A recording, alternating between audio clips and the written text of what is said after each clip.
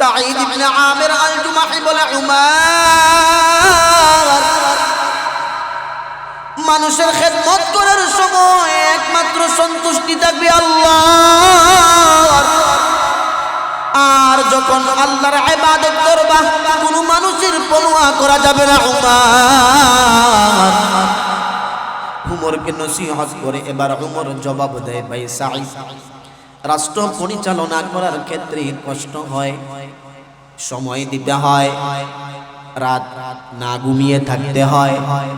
উমর বলেন, সাঈদ ভাই, আমাকে রাষ্ট্র পরিচালনা করার ক্ষেত্রে সহযোগিতা করেন, আপনার সহযোগিতা চাই। সাঈদ বলেন, ভাই উমর, আমি আপনাকে কিভাবে সহযোগিতা করতে পারি? উমর বলেন, আমি আপনাকে একটা অঞ্চলের দায়িত্ব দিতে চাই, একটা অঞ্চলের গভর্নর আপনাকে বানিয়ে দিতে চাই। এই কথা শোনার সাথে সাথে সাঈদ ইবনে আমির বলেন, উমর,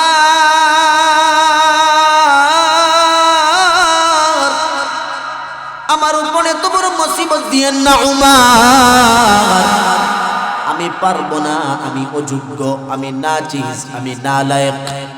কারণ নেতৃত্ব এটা যদিও সম্মানের, কিন্তু এটা আমানত, আমানতের খেয়ানত আমার দ্বারা হয়ে যাবে।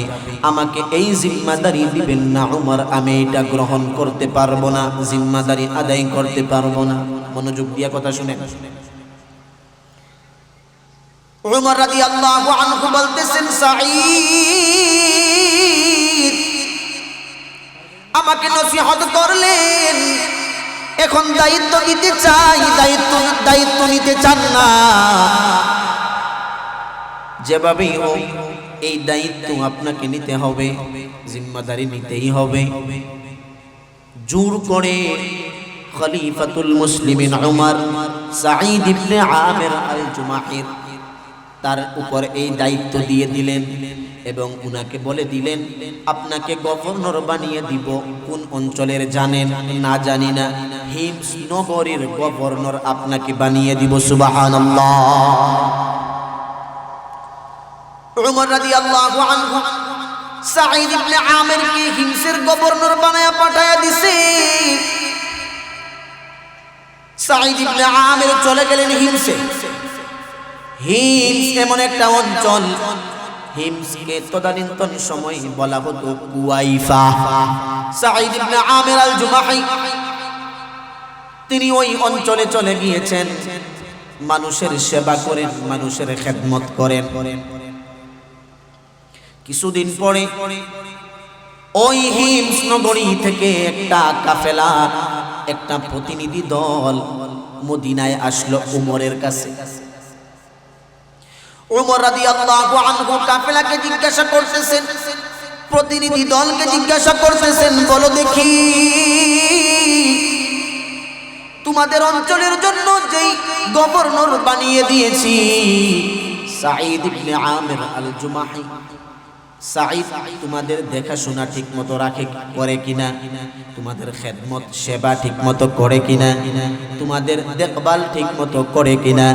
এবার প্রতিনিধি দল বলতেছে, উমর, হ্যাঁ, সাঈদ অত্যন্ত আমানতের সাথে আমাদেরকে নেতৃত্ব দিচ্ছেন। তো উমর রাদিয়াল্লাহু আনহু বললেন, গরিব মানুষ আছে না নাই? প্রতিনিধি দল বলতেছে, উমর, গরিব মানুষ আছে না নাই মানে কি অনেক বেশি আছে? উমর বললেন, ঠিক আছে, আমাকে একটা তালিকা দেও, আমাকে একটা লিস্টি দেও, এবং ওই লিস্টির মধ্যে তোমাদের হিমস নগরীর একদম হত দরিদ্র যারা যারা খেতে পারে না, পড়তে পারে না, দিনাতিপাত করতে পারে না, তাদের নাম, তাদের তালিকা করে আমাকে একটা লিস্টি দেও।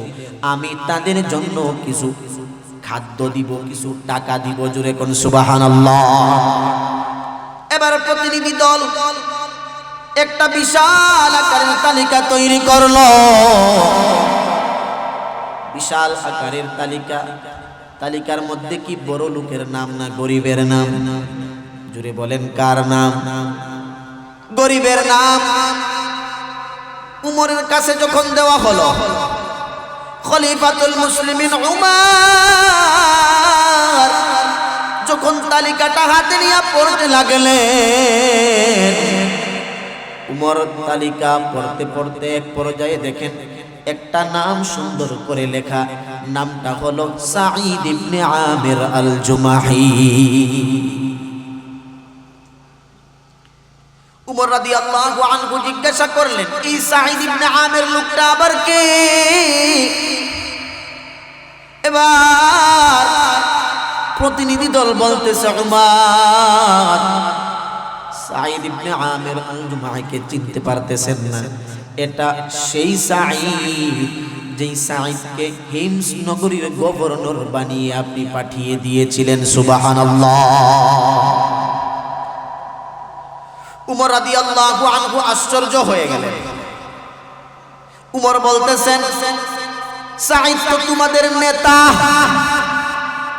সাঈদ তো তোমাদের আমির, সাঈদ তো তোমাদের নেতৃত্ব দানকারী। সে আবার গরিব হয় কেমনে? নেতারা কি গরিব হয় নাকি? কথা বলেন। নেতারা গরিব হয় না বড়লোক হয়। তারা কি দুর্বল হয় না সবল হয়? নেতারা তো দুর্বল হয় না, নেতারা তো সবল হয়। তারা তো ক্ষমতাবান হয়। তারা কাউকে ভয় করে না, নেতাদের কোনো পরোয়া নাই। তারা মানুষের পরোয়া করে না, গরিবদেরকে তোয়াক্কা করে না। নেতারা বিশাল অট্টালিকার মালিক হয়ে যায় নেতা হওয়ার পরে। নেতা হওয়ার আগে যদিও গরিব থাকে, নেতা হওয়ার পরে আর গরিব থাকে না। ঠিক না ভাই? ঠিক বলেন। খলিফাতুল মুসলিমিন উমর বলতেছেন প্রতিনিধি দলকে, নেতারা তো গরিব হয় না, নেতারা তো ধনী হয়, বড়লোক হয়, অট্টালিকার মালিক হয়। আর তোমরা বলতেছো সাঈদ ইবনে আমির আল জুমাহি তিনি গরিব অসহায়। প্রতিনিধি দল বলতেছে, উমর আমাদের নেতা, আমাদের আমির, আমাদের গভর্নর শুধু গরিবে না, গরিবে না, শুধু অসহায় না। 3 দিন 4 দিন 5 দিন 7 দিন অতিবাহিত হয়ে যায়, আমাদের আমির সাঈদ ইবনে আমির আল জুমাহির চুলার মধ্যে আগুন জ্বলে না। সুবহানাল্লাহ। আমার তেলাওয়াতকৃত আয়াতে রব্বুল আলামিন বলেন, ইয়া আইয়ুহাল্লাযীনা আমানু। আল্লাহ পাক এখানে ঈমানদারদেরকে সম্বোধন করে বলতেছেন, ইত্তাকুল্লাহ। আল্লাহ রাব্বুল আলামিন বলেন, হে দুনিয়ার ঈমানদার, হে দুনিয়ার মুমিন, ইত্তাকুল্লাহ। একমাত্র ভয় যদি করতে হয় আল্লাহকে একমাত্র ভয় করো।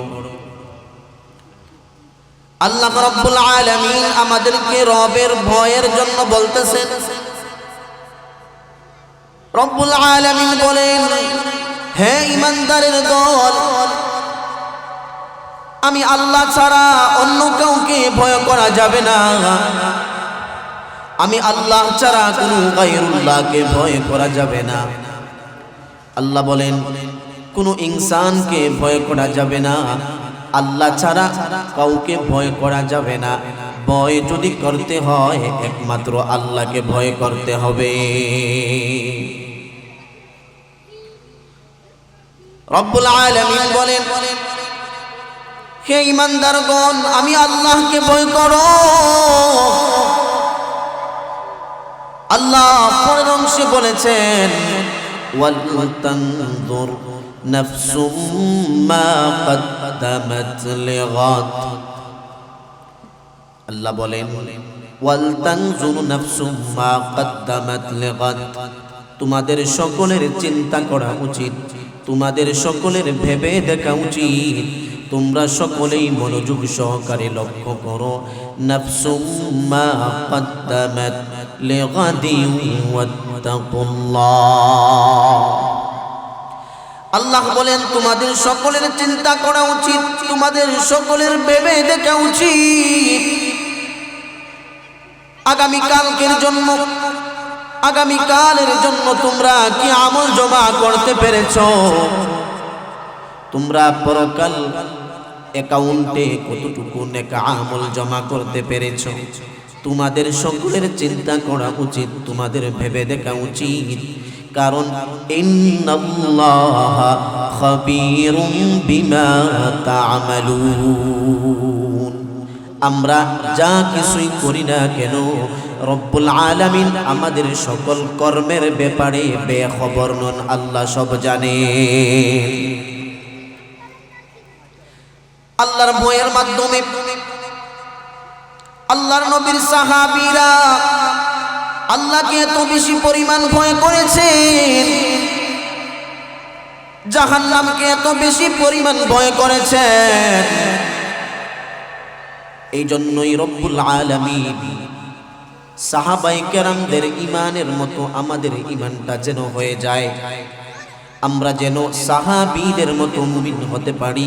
আল্লাহ সাহাবীদেরকে আমাদের জন্য মাপকাঠি বানিয়ে দিয়েছেন, আমরা যেন তাদের ঈমান, তাদের আমল, তাদের তাকওয়া অনুসরণ করে করে, তাদের মতাদর্শ অনুসরণ করে করে আমরা যেন সাহাবীদের মতো মুমিন হয়ে যেতে পারি। যেমন আল্লাহর নবীর সাহাবী হযরত খুবাইব, আল্লাহর নবী সাহাবী খুবাইব ইসলামের জন্য, ঈমানের জন্য, দ্বীনের উপর মজবুত হয়ে থাকার জন্য আল্লাহর নবীর সাহাবী খুবাইব কি পরিমাণ কষ্ট মুজাহাদা করেছেন। কাফেররা, মুশরিকেরা, মক্কাবাসীরা খুবাইব ইবনে আদি রাদিয়াল্লাহু আনহুকে ঈমান গ্রহণের কারণে তারা শুলিতে চড়িয়ে হত্যা করেছে। আল্লাহর নবীর সাহাবী খুবাইব, কাফেররা খুবাইবকে আটক করলো, বন্দী করলো এবং মক্কার মধ্যে ঘোষণা করে দিয়েছে খুবাইব ইবনে আদি তাকে বন্দী করা হয়েছে, তাকে আটক করা হয়েছে, তাকে হত্যা করা হবে, তাকে নির্যাতন করা হবে, তাকে নির্যাতনের মাধ্যমে, তাকে শাস্তি দেওয়ার মাধ্যমে তারা আল্লাহর নবীকে কষ্ট দিবে। আল্লাহর নবীকে তারা ধরে এনে শাস্তি দিতে পারতেছে না, এজন্য তাদের কষ্ট আল্লাহর নবীর ওই সাহাবী খুবাইব ইবনে আদিকে নির্যাতন করে করে আল্লাহর নবীকে কষ্ট দিবে, এটা তাদের উদ্দেশ্য। আল্লাহর নবীর সাহাবী খুবাইবকে বন্দী করে এনেছে এবং মক্কার মধ্যে তারা ঘোষণা করে দিয়েছে, মক্কাবাসী সবাই তোমরা একত্রিত হও, জড়ো হও, জমা হও, তোমাদের সকলের সামনে খুবাইব ইবনে আদিকে হত্যা করা হবে, তাকে নির্যাতন করা হবে। এই খবর শোনা মাত্র মক্কাবাসী সকলেই জড়ো হয়ে গেল, একত্রিত হয়ে গেল, সবাই এসে তামাশা দেখতেছে। আল্লাহর নবীর সাহাবী খুবাইব, চতুর্পার্শ্বে মানুষ তামাশা দেখতেছে। আল্লাহর নবীর সাহাবী খুবাইবকে নির্যাতন করা হবে। কাফেররা খুবাইব ইবনে আদিকে বলতেছে, ও খুবাইব, ঈমান ছেড়ে দাও, ঈমান যদি ছেড়ে দাও তাহলে তোমাকে আমরা মুক্ত করে দিব, তোমাকে আমরা শাস্তি দিব না। আল্লাহর নবীর সাহাবী খুবাইব বলে, না, আমাকে মারা হতে পারে, আমাকে নির্যাতন করা হতে পারে, আমাকে শহীদ করা হতে পারে, তবু আমি আল্লাহর নবীর দ্বীনকে কখনো ছেড়ে দিব না। আল্লাহর নবীর সাহাবী খুবাইব এক পর্যায়ে কাফেররা বলতে লাগলো, তাহলে তুমি যদি রাজি থাকো, তুমি যদি সম্মত থাকো, তাহলে তোমার পরিবর্তে তোমার নবী মুহাম্মদকে এখানে এনে শাস্তি দিব, তুমি কি রাজি আছো? আল্লাহর নবীর সাহাবী খুবাইব জবাব দেয়, ও কাফের, ও মুশরিকের দল, ভালো করে জেনে নাও, আল্লাহর নবীকে ভালোবাসি, আল্লাহর নবীকে অন্তর দিয়ে মহব্বত করি। আমার হাবিব, আমার নবীকে আইনা শাস্তি দেওয়া হবে, আমি খুবাইব জীবিত থাকতে এটা কখনো বরদাস্ত করব না। কাফেররা অনেক প্রক্রিয়ায় তারা ঈমান হরণের চেষ্টা করতেছে, কিন্তু কোনো অবস্থাতেই খুবাইব ঈমান ছেড়ে দিবে না। চতুর্দিকে কাফেররা বেষ্টনী দিয়ে সকলেই তামাশা দেখতেছে। ওখানের মধ্যে একজন ব্যক্তি উপস্থিত হয়েছিলেন, আল্লাহর নবীর আরেকজন সাহাবী সাঈদ ইবনে আমির আল জুমাহি। সাঈদ ইবনে আমির আল জুমাহি তখনও মুসলমান হন নাই, তখনও তিনি কাফের ছিলেন, তখনও তিনি মুশরিক ছিলেন। আল্লাহর নবীর ওই সাহাবী খুবাইব আল্লাহর নবীর ওই সাহাবী সাঈদ ইবনে আমির আল জুমাহি তিনি গেছেন তামাশা দেখার জন্য, এই দৃশ্য দেখার জন্য। সাঈদ ইবনে আমির আল জুমাহি মানুষের সাথে দাঁড়িয়ে দাঁড়িয়ে খুবাইব ইবনে আদির এই নির্মম নির্যাতন তিনি দেখতেছেন। আর তিনি মনে মনে চিন্তা করেন, একজন মানুষ ইসলাম গ্রহণ করার অপরাধে, একজন মানুষ আল্লাহর নবীর সান্নিধ্যে যাওয়ার অপরাধে তাকে এমনভাবে নির্যাতন করা হবে, এটা উচিত হয় নাই, এটা অমানবিকতা হয়েছে। সাঈদ ইবনে আমির আল জুমাহি তিনি যদিও মুশরিক, তিনি যদিও কাফের, কিন্তু তার ভিতরে মানবিকতা ছিল।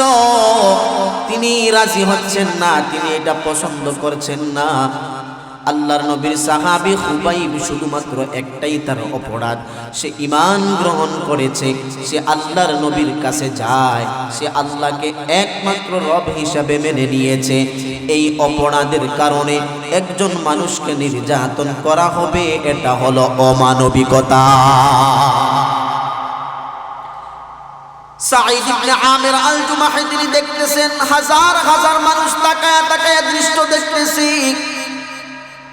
আল্লাহর নবীর সাহাবী খুবাইব তাকে বেঁধে ফেলেছে, তারা হাত কেটে ফেলতেছে। জীবন্ত খুবাইব তার পা কেটে ফেলতেছে, তার চোখগুলা উপরে ফেলা হচ্ছে। আল্লাহর নবীর সাহাবী খুবাইব তাকে যখন এমন নির্যাতন করা হচ্ছে, এক পর্যায়ে সকলেই সিদ্ধান্ত গ্রহণ করলো তাকে হত্যা করা হবে। সাঈদ ইবনে আমির আল জুমাহি তিনি তাকিয়ে তাকিয়ে দেখতেছেন, যদিও মুশরিক অন্তরে তিনি কষ্ট পাচ্ছেন। তিনি বলতেছেন মনে মনে, আমার যদি ক্ষমতা থাকতো তাহলে খুবাইবের উপর এই নির্যাতনকে আমি প্রতিরোধ করতাম, আমি প্রতিবাদ করতাম, কিন্তু আমার তো ওই রকম সামর্থ্য নাই, আমি ওইখানে গিয়া বাধা দিব। কিন্তু তিনি মনে মনে কষ্ট পাইতেছেন।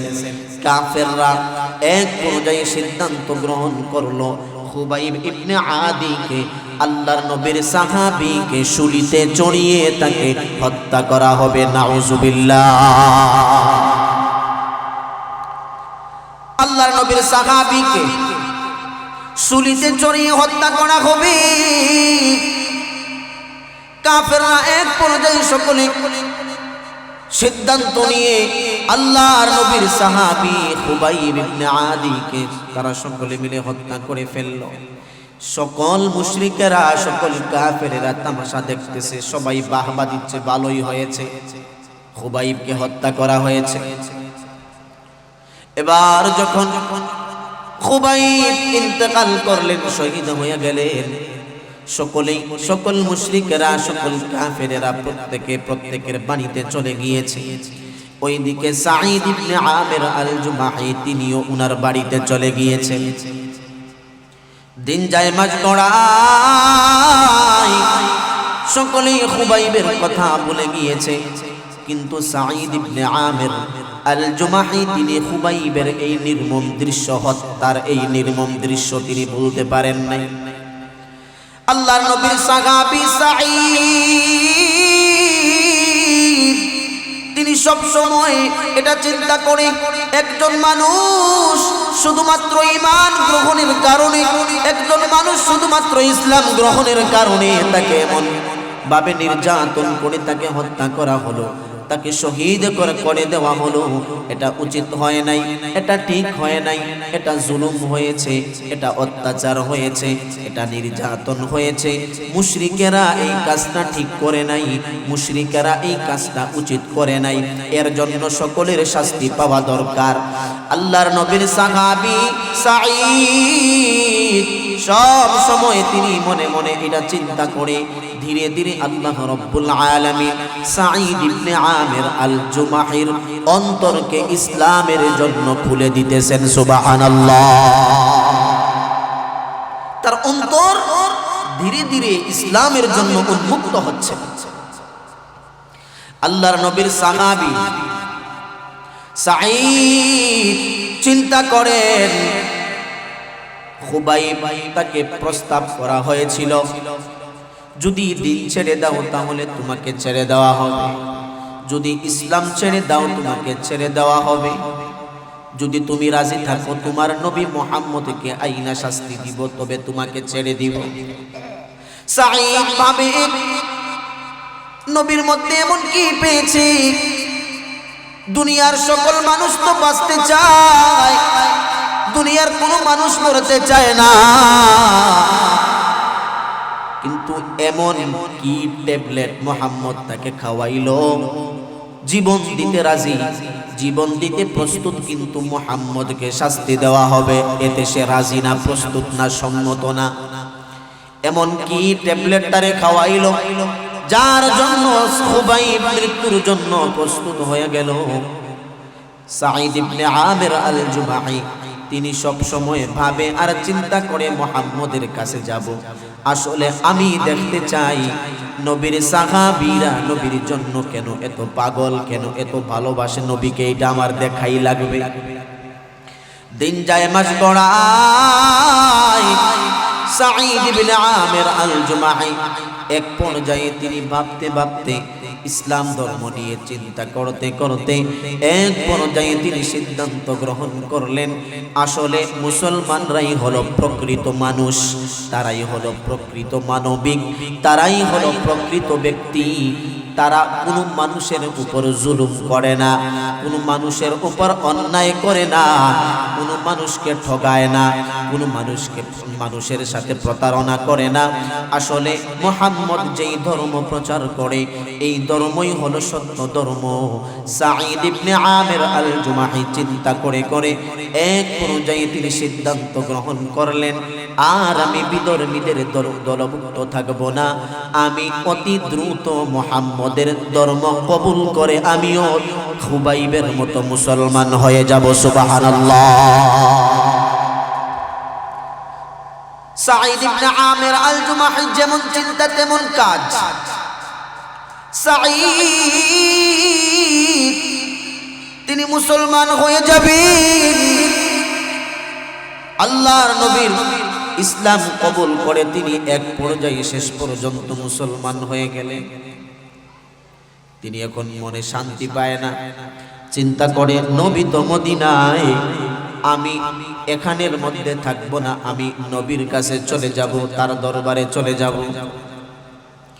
এক পর্যায়ে তিনি সফর করে চলে গেলেন নবীজির দরবারে। আল্লাহর নবীর কাছে গিয়া বলে, ইয়া রাসূলুল্লাহ, ইয়া হাবিবাল্লাহ, আপনার সাহাবী খুবাইব তার উপর অকথ্যভাবে নির্যাতন করা হয়েছে, তবুও দিন ছেড়ে দেয় নাই, ধর্ম ছেড়ে দেয় নাই, ধর্মের সাথে সে বিশ্বাসঘাতকতা করে নাই, তার জীবনের বিনিময়ে সে ঈমানকে ধরে রেখেছে, ঈমান ছেড়ে দেয় নাই, আপনার মহব্বতকে ছেড়ে দেয় নাই। আমি তার খুবাইবের ঈমানের উপর ক্রাশ খেয়ে তার ঈমানের উপর আমার ভক্তি শ্রদ্ধা বেড়ে গিয়েছিল, বাড়তে বাড়তে আমিও আপনার ধর্ম, আপনার আনিত দিন ধর্ম ইসলাম কবুল করে আমিও সাঈদ মুসলমান হয়ে গিয়েছি। সুবহানাল্লাহ। আল্লাহর নবী যতদিন দুনিয়াতে বেঁচে ছিলেন, সাঈদ ইবনে আমির আল জুমাহি নবীজির দরবার থেকে কোনোদিন যান নাই, সর্বদা নবীজির দরবারে পড়ে থাকতেন। আল্লাহর নবী যখন দুনিয়া থেকে বিদায় নিলেন, যখন ইন্তেকাল করলেন, নবীর ইন্তেকালের পরে সাঈদ ইবনে আমির আল জুমাহি উনার ভালো সম্পর্ক, বন্ধুত্বের সম্পর্ক আবু বকরের সাথে, উমরের সাথে। রাসূলের ইন্তেকালের পর খলিফাতুল মুসলিমিন হলেন আবু বকর। আবু বকরের পরে খলিফা হলেন হযরত উমর। উমর রাদিয়াল্লাহু আনহুর শাসনামলে একদিন সাঈদ ইবনে আমির আল জুমাহি উমরকে নসিহত করে, উমরকে বয়ান করে। আল্লাহর নবীর সাহাবী সাঈদ উমরকে বলে, উমর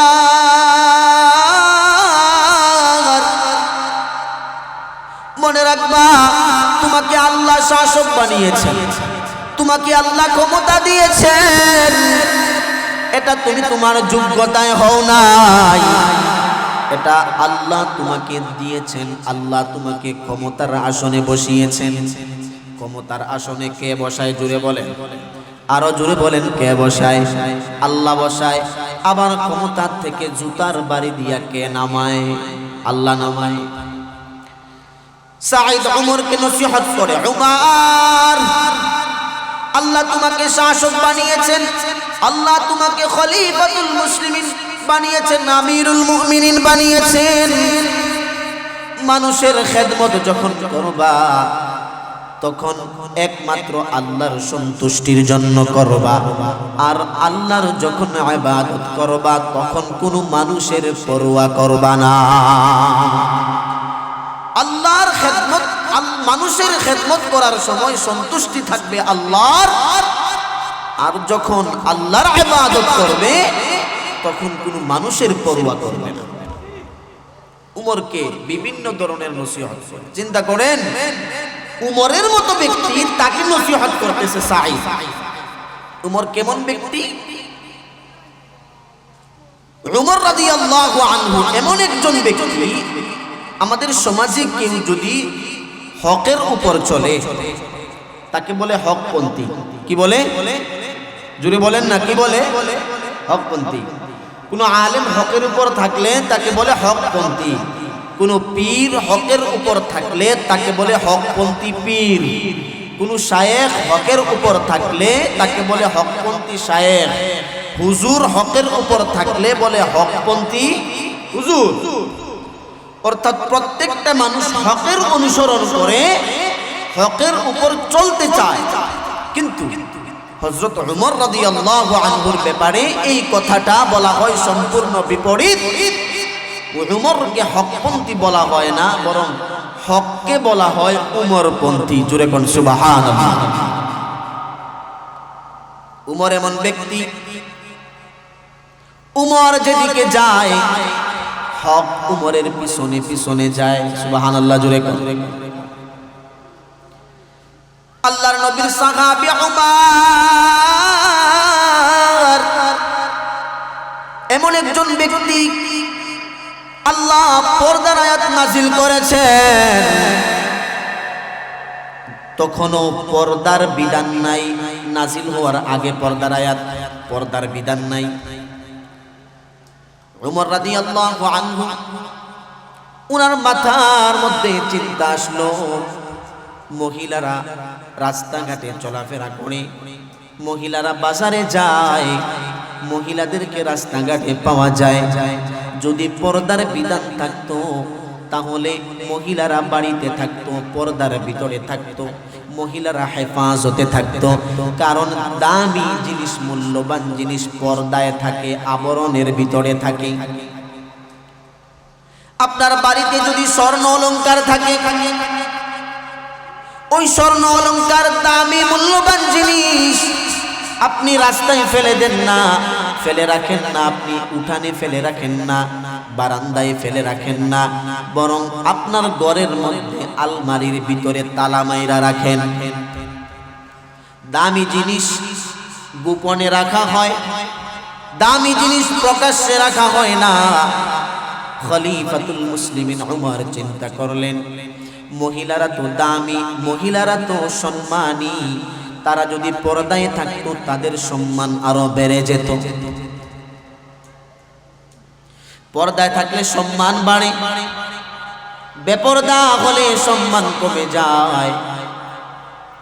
দেখবেন আম, কাঁঠাল, এই ফলগুলাকে যদি আল্লাহ গাছের মধ্যে যে কাঁঠাল ধরে, কাঁঠাল যদি আবরণের ভিতরে না থাকতো, যদি খোলা থাকতো, পোকায় ধরতো, মাছি ধরতো, ঠিক কিনা বলেন? এটাকে পর্দা দিয়ে রাখছেন যাতে না দেখে ভিতরের অবস্থা, পোকা মাকড় যেন নষ্ট করতে না পারে। আল্লাহ মহিলাদের জন্য পর্দার বিধান দিয়েছেন যাতে করে পুরুষের কুদৃষ্টি থেকে মহিলারা বাঁচতে পারে, পুরুষের কুনজর থেকে মহিলারা বাঁচতে পারে। এই জন্যই আল্লাহ রাব্বুল আলামিন মহিলাদের জন্য পর্দার বিধান দিয়েছে। উমর রাদিয়াল্লাহু আনহু চিন্তা করলেন, মহিলারা পর্দা করবে, যদি আল্লাহ এই বিধান নাযিল করতেন তাহলে মহিলারা পর্দার মধ্যে থাকতে পারতো। উমর চিন্তা করেন, আল্লাহ উমরের মর্জি মুআফিক আল্লাহ পর্দার আয়াত নাজিল করে জানিয়ে দিয়েছেন সকল মহিলাদের উপরে পর্দা ফরজ।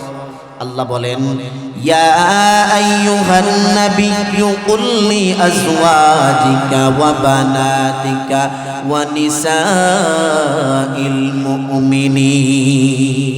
আল্লাহ পর্দার আয়াত নাজিল করে দিয়েছেন সকল মহিলারা পর্দা করবে। কারণ মহিলারা সম্মানী, মহিলা মা, তারা হলো বোন, তারা হলো স্ত্রী। মহিলাদের সম্মান আছে, আল্লাহ সম্মান দিয়েছেন, এই জন্যই পর্দার বিধানও দিয়েছেন।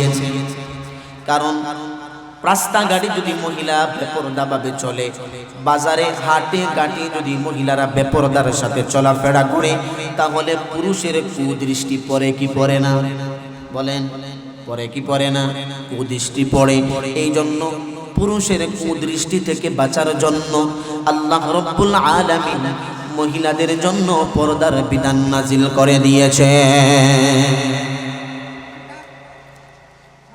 তো বলছিলাম মহিলারা পর্দা করবে, এমন ভাবে পর্দা করবে আমাদের মা বোনেরা বাড়িতে দেখবেন উঠানের মধ্যে কাপড় শুকাতে দেয়, দেয় কি দেয় না? উঠানের মধ্যে কাপড় শুকাতে দেয়। মহিলারা এমন ভাবে পর্দা করবে, মহিলাদের যেই কাপড়, ওই কাপড় হলো পর্দা। মহিলারা এমন জায়গায় কাপড় শুকাতে দিবে না যেই জায়গায় কাপড় শুকাতে দিলে পুরুষ দেখতে পারে, এমন জায়গায় কাপড় শুকাতে দিতে হবে যেই জায়গায় কাপড় শুকাতে দিলে পুরুষ যেন দেখতে না পায়। এটাই হলো সম্মান, মর্যাদা। আবদ্ধ করা হয় নাই, তাদেরকে ঘরবন্দি করে নাই, বরং সম্মান দিয়েছি ইসলাম এবং ইসলামের পরিপূর্ণ বিধান, ইসলামের গুরুত্বপূর্ণ বিধান। যদি পর্দার এই বিধান সকল আম্মাজানেরা মানতে পারে, সকল বোনেরা মানতে পারে, তাহলে আমাদের আম্মাজানদের সম্মান কমবে না, সম্মান বাড়িয়ে দিবেন আল্লাহ, ঠিক কিনা বলেন? আল্লাহ সম্মান বাড়ায়। তো খলিফাতুল মুসলিমিন উমর,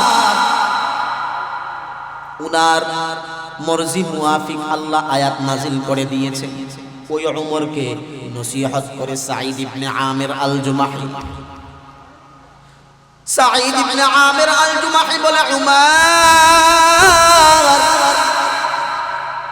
মানুষের খেদমত করার সময় একমাত্র সন্তুষ্টি থাকবে আল্লাহর, আর যখন আল্লাহর ইবাদত করবা কোনো মানুষের পরোয়া করা যাবে না। উমরকে নসিহত করে এবার উমর জবাব দেয়, ভাই সাঈদ, রাষ্ট্র পরিচালনা করার ক্ষেত্রে কষ্ট হয়, সময় দিতে হয়, রাত না ঘুমিয়ে থাকতে হয়। উমর বলেন, সাঈদ ভাই, আমাকে রাষ্ট্র পরিচালনা করার ক্ষেত্রে সহযোগিতা করেন, আপনার সহযোগিতা চাই। সাঈদ বলেন, ভাই উমর, আমি আপনাকে কিভাবে সহযোগিতা করতে পারি? উমর বলেন, আমি আপনাকে একটা অঞ্চলের দায়িত্ব দিতে চাই, একটা অঞ্চলের গভর্নর আপনাকে বানিয়ে দিতে চাই। এই কথা শোনার সাথে সাথে সাঈদ ইবনে আমির আল জুমাহি তিনি বলতেছেন, ভাই সাঈদ, আমার উপর এত বড় মুসিবত আপনি চাপাইয়া দিয়েন না। সাঈদ ইবনে আমির বলেন, উমার,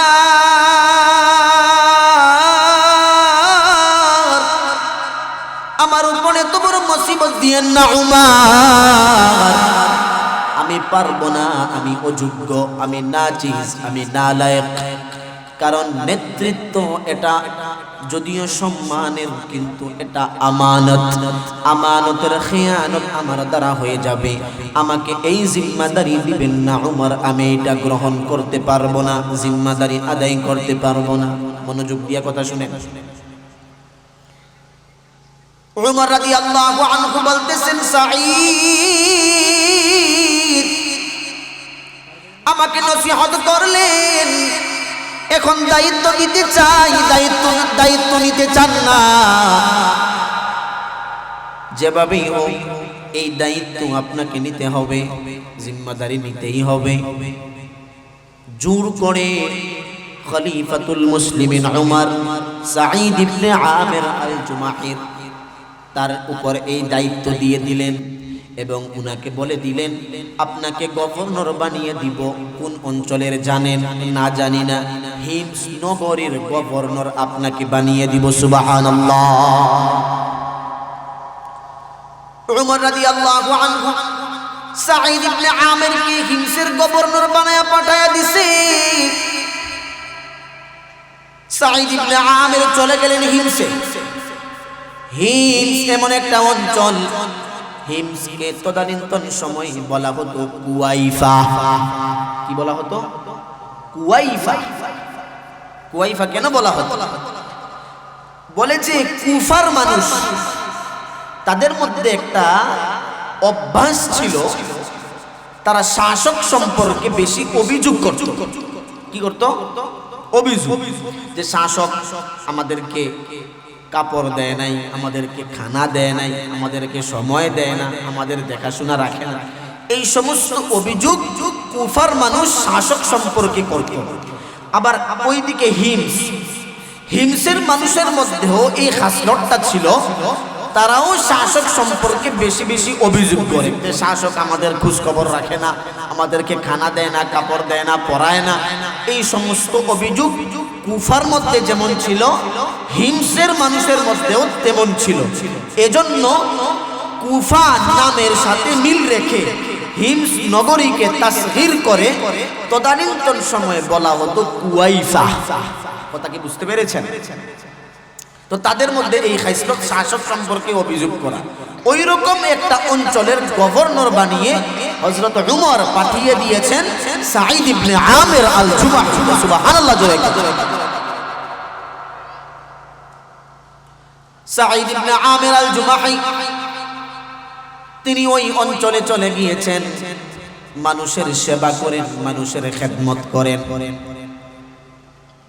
কিছুদিন পরে ওই হিমস নগরী থেকে একটা কাফেলা, একটা প্রতিনিধি দল মদিনায় আসলো উমরের কাছে।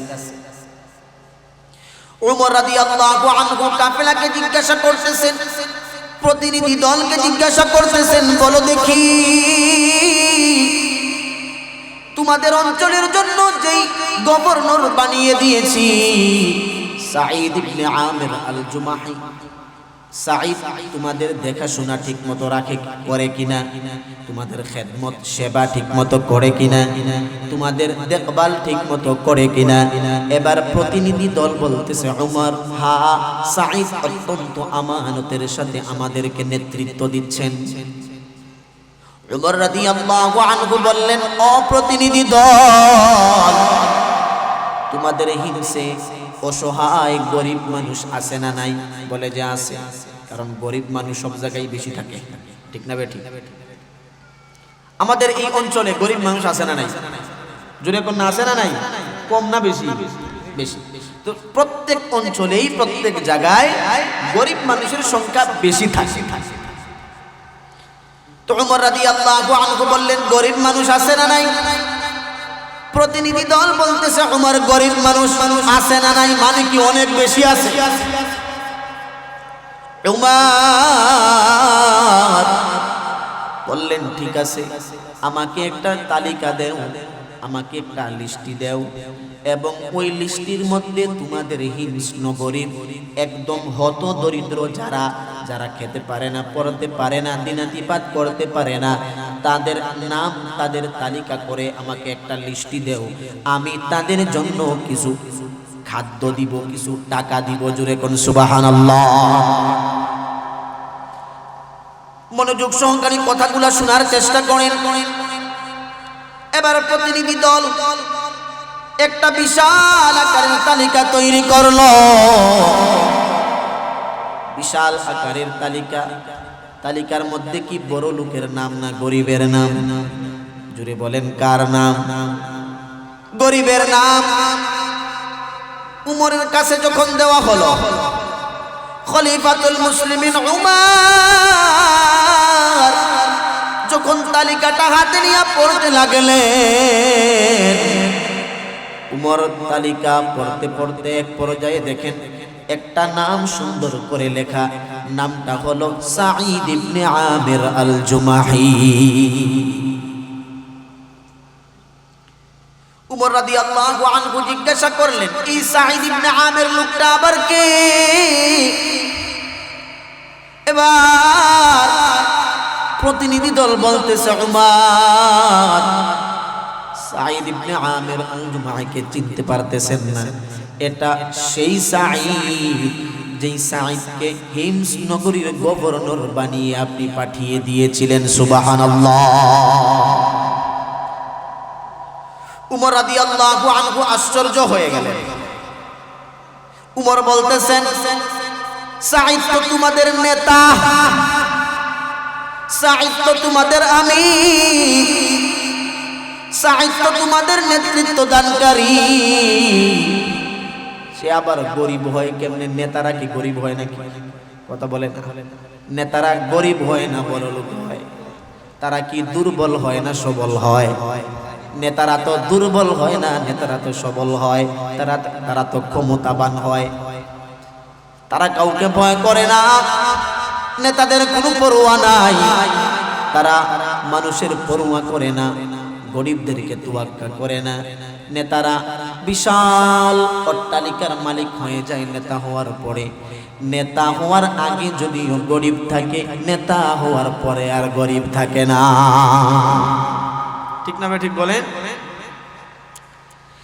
খলিফাতুল মুসলিমিন উমর বলতেছেন প্রতিনিধি দলকে, নেতারা তো গরিব হয় না, নেতারা তো ধনী হয়, বড় লোক হয়, অট্টালিকার মালিক হয়। আর তোমরা বলতেছো সাঈদ ইবনে আমির আল জুমাহি তিনি গরিব, অসহায়। প্রতিনিধি দল বলতেছে, উমর আমাদের নেতা, আমাদের আমির, আমাদের গভর্নর শুধু গরিবে না, শুধু অসহায় না। 3 দিন 4 দিন 5 দিন 7 দিন অতিবাহিত হয়ে যায়, আমাদের আমির সাঈদ ইবনে আমির আল জুমাহির চুলার মধ্যে আগুন জ্বলে না। সুবহানাল্লাহ। চিন্তা করেন কি কেমন নেতা! সপ্তাহ 12 হয়ে যায়, সাঈদ ইবনে আমির আল জুমাহির চুলায় আগুন জ্বলে না। চুলায় আগুন জ্বলে নাকি এই জন্য যে প্রচুর খানা আছে? না, নাই। থাকলে রান্না হতো, নাই এজন্য রান্না হয় না। চুলায় আগুন জ্বলে না। প্রতিনিধি দলের এই কথা শোনার সাথে সাথে খলিফাতুল মুসলিমিন উমর উনি কান্নায় ভেঙে পড়েছেন। উমর রাদিয়াল্লাহু আনহু চিৎকার করে করে কাঁদতেছেন। উমর রাদিয়াল্লাহু আনহু কাঁদে আর বলে, সাঈদ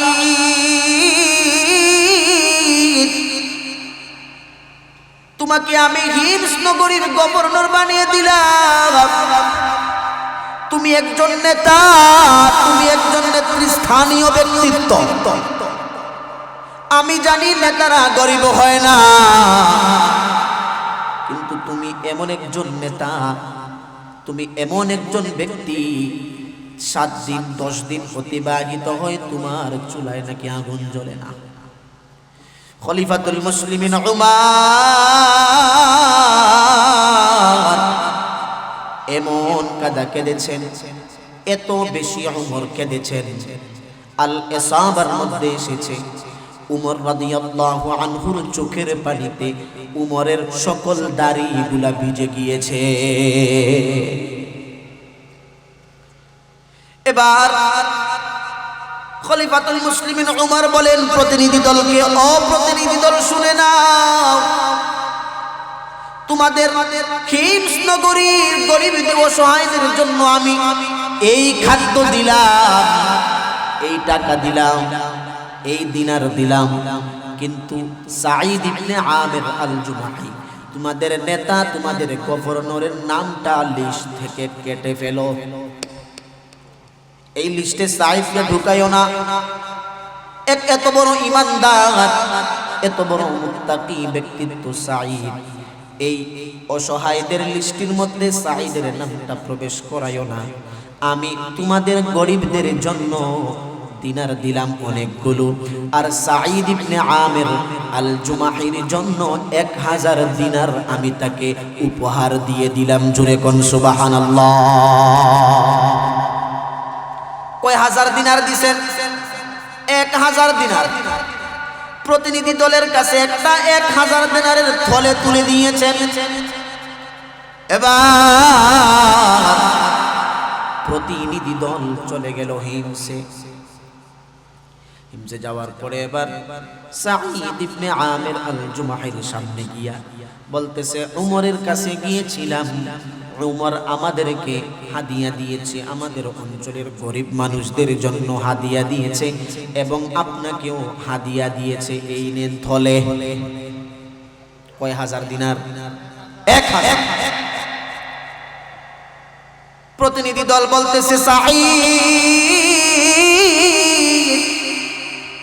খলিফাতুল মুসলিমিন উমর যখন আপনার অবস্থা জেনেছেন, যখন আপনার অসহায়ত্ব জেনেছেন, উনি অনেক কাঁদা কেঁদেছেন এবং উনি সহ্য করতে পারেন নাই। খলিফাতুল মুসলিমিন উমর আপনাকে 1000 দিনার তিনি উপহার দিয়েছেন। সুবহানাল্লাহ। সাঈদ ইবনে আমির আল জুমাহি যখন এই কথা শুনছেন যে উনাকে 1000 দিনার দান করা হয়েছে, সাথে সাথে তিনি চিৎকার করে জুড়ে তিনি বলতে লাগলেন, ইন্না লিল্লাহি ওয়া ইন্না ইলাইহি রাজিউন। এত জোরে ইন্না লিল্লাহ পড়ছেন তিনি। উনার ইন্না লিল্লাহর আওয়াজ শুনে উনার স্ত্রী ঘর থেকে বের হয়েছে। আয়েশা বলতেছেন, সাঈদ এত জোরে ইন্না লিল্লাহ কেন পড়ছো? হযরত উমর কি ইন্তেকাল করছে? সাঈদ ইবনে আমির আল জুমাহি বলেন, না না না না, খলিফাতুল মুসলিমিন উমর ইন্তেকাল করেন নাই, তবে ঘটনা তার চেয়েও আরো মারাত্মক। এবার স্ত্রী বলতেছে, সাঈদ, তাহলে কোন যুদ্ধের ময়দানে কি মুসলিম বাহিনী পরাজিত হয়ে গেছে নাকি?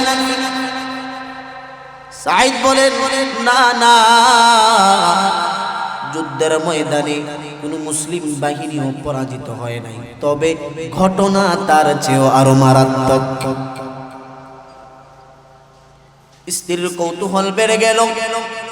স্ত্রী বলতেছে, তাহলে এত জুড়ে ইন্না লিল্লাহ কেন পড়লেন?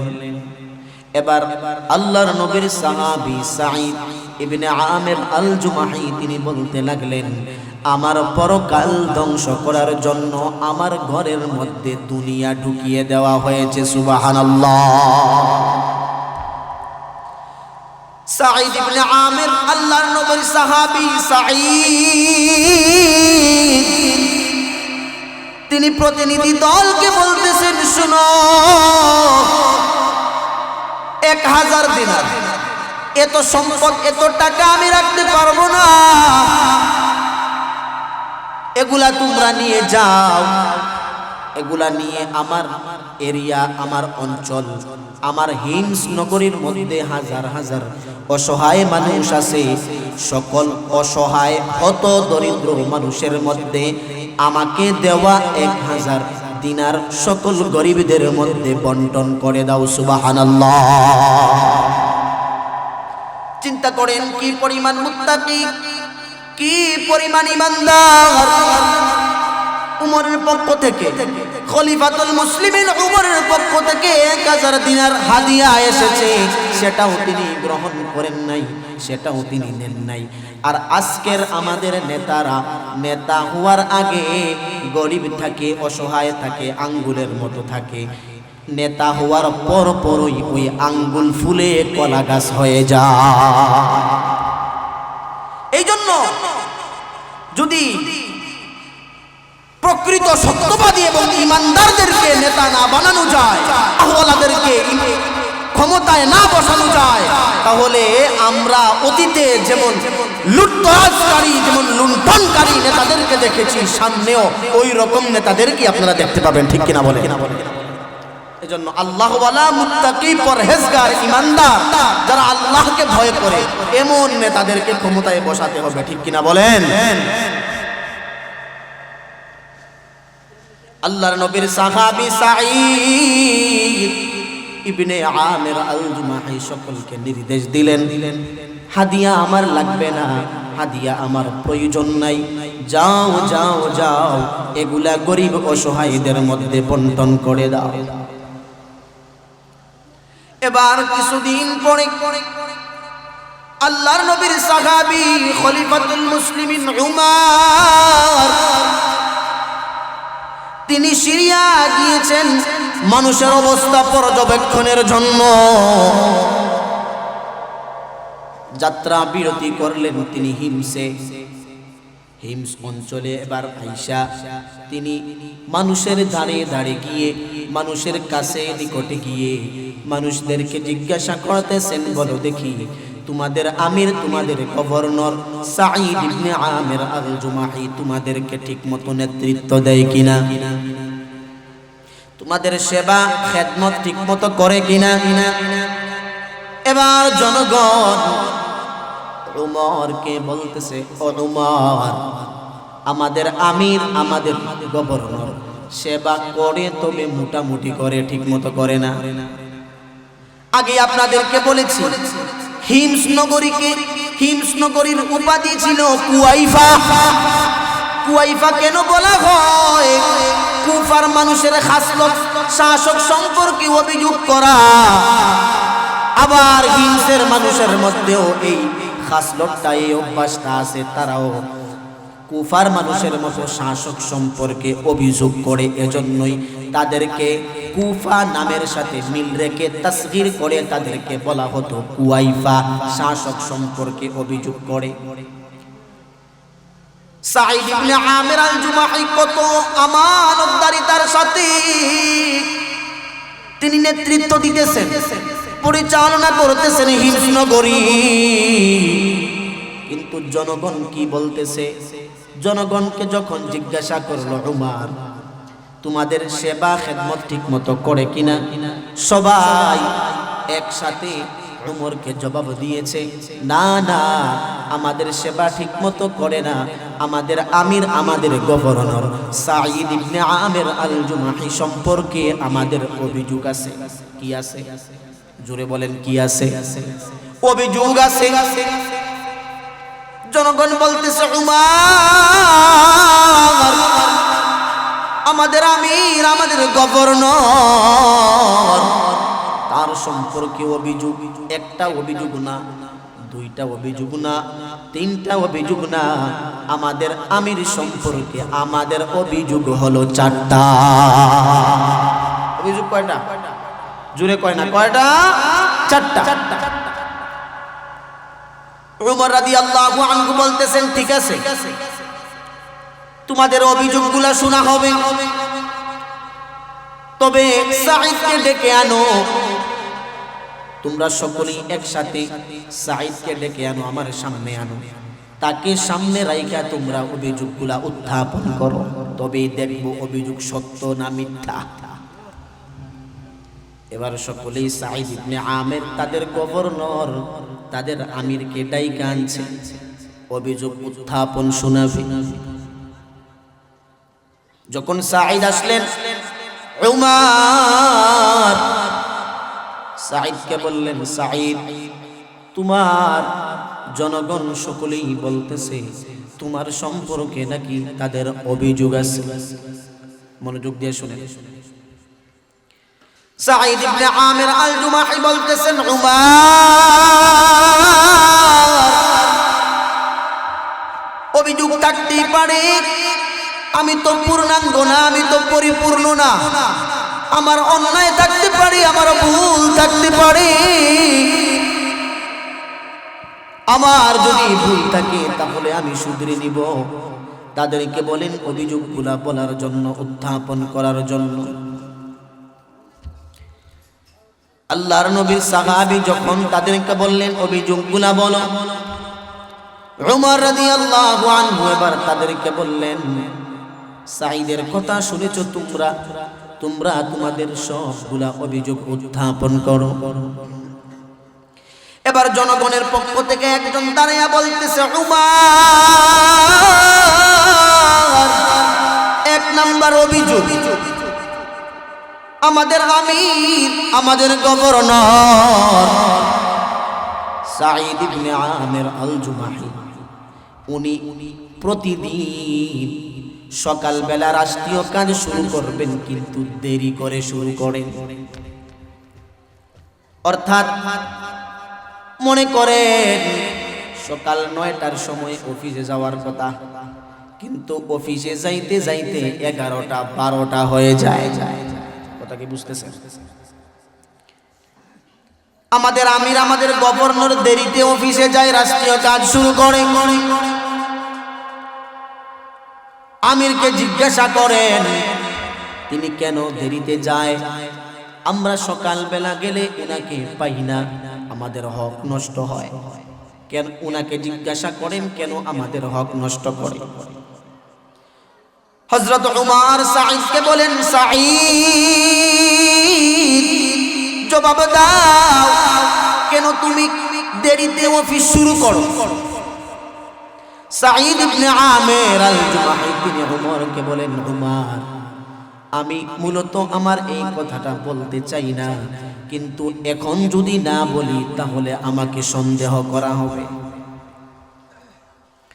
সাঈদ ইবনে আমির আল জুমাহি বলেন, উমর,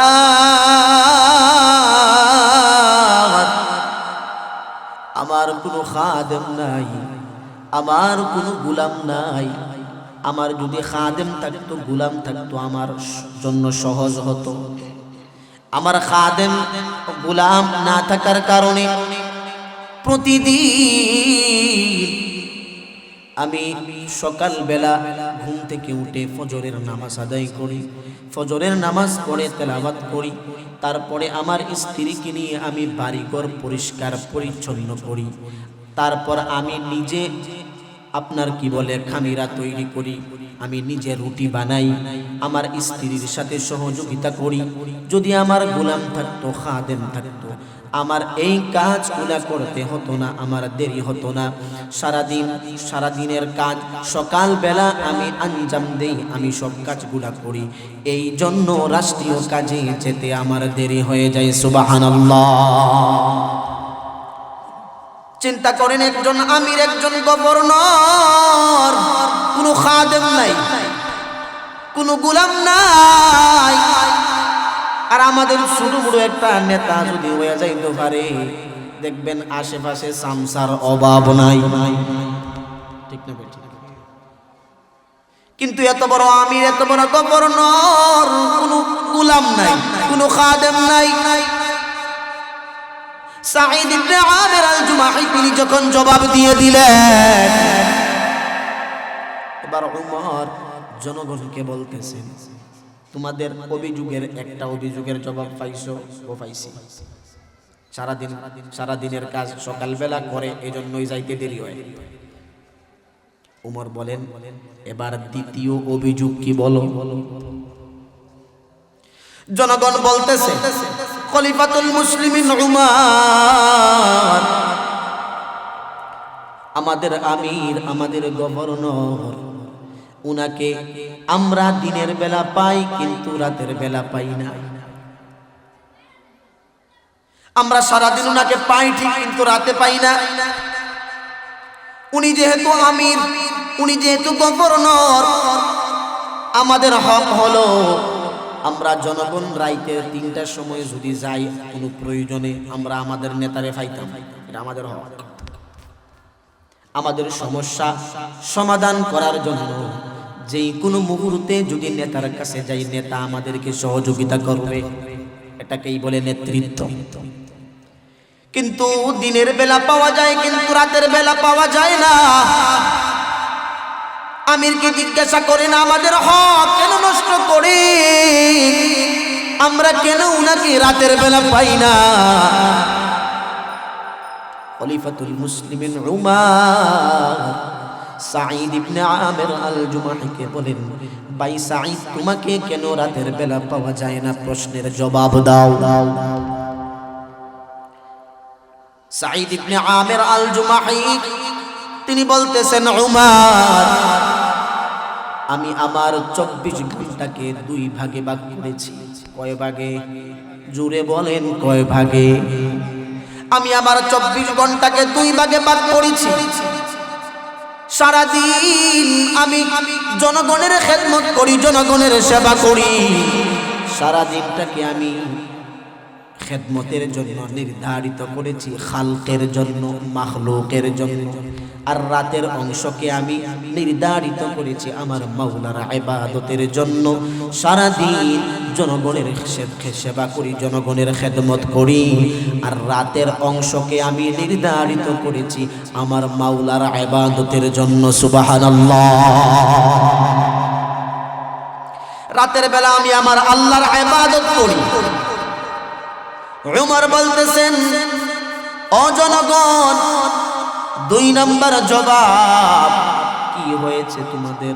পেয়েছো তোমরা? বলে, হ্যাঁ, 2 নম্বর জবাব পাইছি।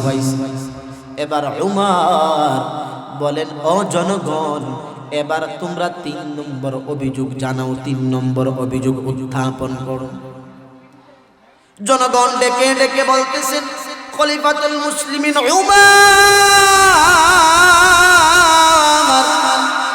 আমাদের আমির, আমাদের গভর্নর, মাসের মধ্যে, মনে করেন মাস হয় 30 দিনে, 29 দিন উনাকে পাওয়া যায়, কিন্তু মাসের মধ্যে একদিন উনাকে পাওয়া যায় না। উনি কই যেন থাকে আমরা জানি না। মাঠে নাই, ঘাটে নাই, হাটে নাই, রাস্তাঘাটে নাই, কোথাও উনাকে পাওয়া যায় না। ওই দিন যদি আমরা আমাদের কোনো সহযোগিতার জন্য নেতার কাছে যেতে চাই, আমরা নেতাকে পাই না। জিজ্ঞাসা করেন, মাসের একটা দিন কেন আমাদেরকে সময় দেয় না? আমিরের কাছে প্রশ্ন করেন। উমর রাদিয়াল্লাহু আনহু সাঈদ ইবনে আমির আল জুমাহিকে বলতেছেন, ভাই সাঈদ, জবাব দাও, মাসের মধ্যে একদিন কেন তোমাকে পাওয়া যায় না? সাঈদ ইবনে আমির আল জুমাহি বলতেছেন, উমর,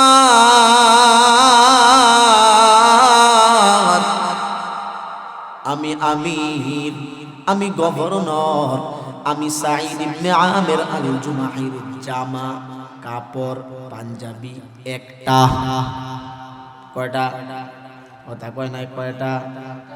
আমার মাত্র একটা জামা, একটা কাপড়, মোটা কাপড়। 1 মাস লাগাতার আমি আমার ওই জামাটা পরিধান করি। মাসের মধ্যে একদিন, 1 মাস একটা জামা যদি পরিধান করা হয়, চিন্তা করেন ওই জামার মধ্যে কি পরিমাণ ময়লা লাগবে। লাগাতার 1 মাস আমি আমার জামাটা পরিধান করি। মাসের মধ্যে একদিন আমি আমার জামাটা ধৌত করি। যেদিন দৌত করি আমার তো মাত্র একটা জামা একটা কাপড় পরিধান করার মতো আর কোনো জামা নাই আর কোনো কাপড়ও নাই। যেই দিন আমি আমার জামাটা দৌত করি সকালবেলা দৌত করি আমার জামাটা মোটা হওয়ার কারণে শুকাতে শুকাতে বিকাল হয়ে যায়। আমার জামাটা শুকাতে শুকাতে বিকাল হয়ে যায়। আমি সারাদিন বাড়িতে বসে থাকি খালি গায়ে, আমার শরীরে কোনো কাপড় থাকে না। সারাদিন আমি খালি গায়ে বাড়িতে বসে বসে জামা শুকানোর অপেক্ষা করি। জামাটা শুকাতে শুকাতে বিকাল হয়ে যায়। এই জন্য মাসের মধ্যে নির্দিষ্ট একটা দিন জনগণের খেদমতে সময় দিতে পারি না। সুবহানাল্লাহ। জবাবগুলা যখন জনগণ শুনতেছে ধীরে ধীরে তাদের মাথাগুলা নত হয়ে যাচ্ছে। কেমন ব্যক্তি সম্পর্কে অভিযোগ করলাম রে? অভিযোগ কয়টা গেল? কথা বলে না কয়টা? 3টা অভিযোগ শেষ। এবার ওমর রাদিয়াল্লাহু আনহু বলেন, 3টা অভিযোগের জবাব পেয়েছো? বলে হ্যাঁ পেয়েছি। এবার তোমাদের 4র্থ অভিযোগ কি উত্থাপন করো। এবার জনগণ 4 নম্বর অভিযোগ বলতে লাগলো, আমাদের আমির আমাদের গভর্নর মাঝে মধ্যে তিনি বেখবর হয়ে যায়। কেমন বেখবর হয়?